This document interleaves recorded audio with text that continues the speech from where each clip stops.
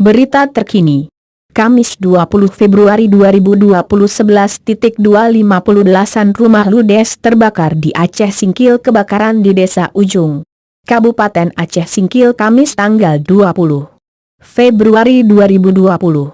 Kebakaran hebat ratakan rumah Desa Ujung Kecamatan Singkil. Setidaknya ada belasan rumah berkonstruksi kayu sudah ludes dilalap si jago merah.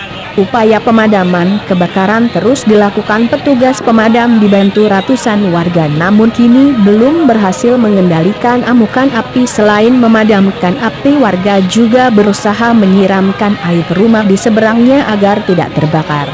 Berita terkini. Kamis 20 Februari 2020 11.25 belasan rumah ludes terbakar di Aceh Singkil. Kebakaran di Desa Ujung, Kabupaten Aceh Singkil Kamis tanggal 20 Februari 2020. Kebakaran hebat ratakan rumah desa.